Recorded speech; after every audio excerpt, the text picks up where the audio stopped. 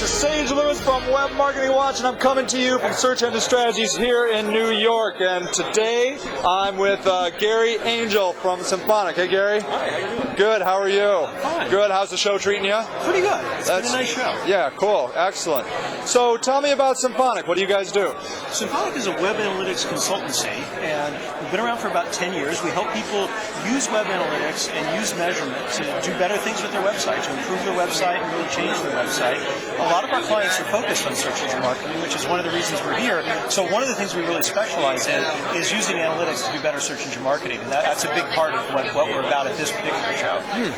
So if a person is at any stage in the web marketing game, you would potentially help them develop a statistical strategy of what to look for and what are the important metrics and that type of thing? There's a lot of things that I think people need to address when they're doing search marketing and online marketing in general. And one of the things is that it's probably the most measurable medium you're ever going to have. Every single thing that you do is something that you can track. And I think it's very disappointing that a lot of people get into search marketing, spend money on pay-per-click or spend money on search engine optimization, or just spend a heck of a lot of money on their website without really bothering to track what's going on. And we always say, you can't improve what you can't measure, which is an old saying in this industry, but it's absolutely true.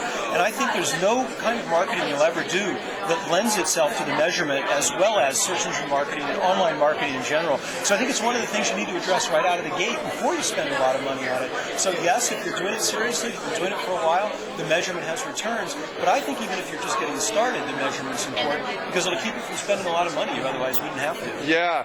As you were talking, it made me think of the 7 Habits of Highly Effective People. The first habit is start with the end in mind.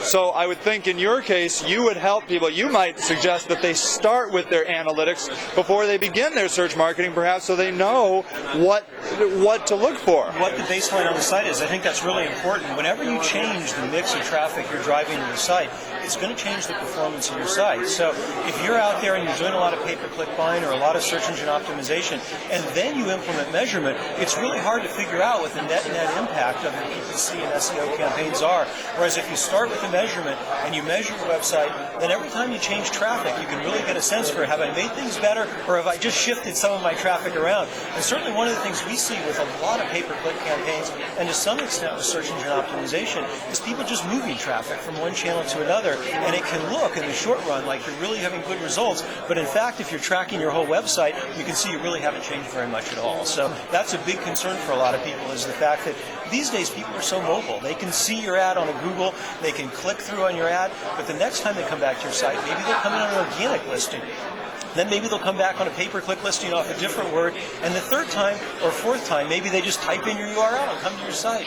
Well, you've got to be able to understand which of those various sources made up the traffic, really sourced your original traffic and got people to your site where you can sell them. And a lot of times it's not a simple view of, hey, somebody clicked on my ad and bought a product.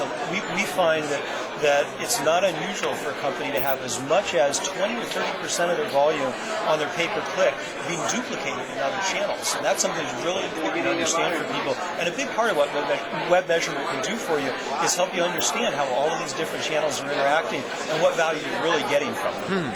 So you can show somebody, if they're working with you from an analytical standpoint, you can show them that how traffic is flowing from one medium to another and integrating collectively. Absolutely. That's what web analytics is really for, is that cross-channel view, because you can get a view of just your pay-per-click campaign where, Google will tell you here's how many people saw your ad and here's how many people clicked through and maybe how many people converted, but what they won't tell you is how many of those people also saw your Yahoo ad or how many people clicked through on a Google organic ad. And we find those behaviors to be extremely common, and they can really impact the overall performance of your program, both positively and negatively. It's not all one story. Sometimes you can find that your pay-per-click ads are actually driving more organic traffic. Sometimes you can find they're pulling away from your organic traffic. So it's not necessarily that there's one right answer, but I do believe that for almost every business, the measurement can help you find what the right answer is for your particular situation.